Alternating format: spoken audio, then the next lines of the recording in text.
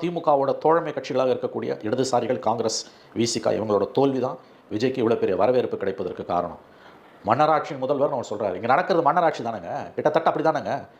கொஞ்சம் கூட image கான்ஷியஸே இல்லையங்க. Delimitation உயர்ந்த நோக்கத்துக்கு நடத்துறீங்க, பாராட்டுறோங்க. ஒட்டுமொத்த தமிழ்நாடும் ஸ்டாலின் பின்னால் தான் நிற்குது.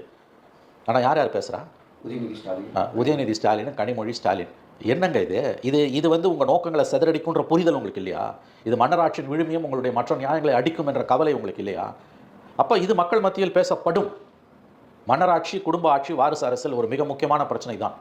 ஆகவே அந்த பிரச்சனைகளை அவர் கையில் எடுக்கும் பொழுது அது மக்கள் மன்றத்தில் பேசப்படும். நான் மறுபடியும் சொல்கிறேன், அச்சத்தில் துவண்டு கிடக்கும் திமுக மேலும் அச்சத்திற்குள் ஆழ்ந்து போகும். விஜயோட இன்றைய ஸ்பீச்சுக்கு பிறகு அவர் இன்னும் ஆரம்பிக்கவே இல்லைங்க.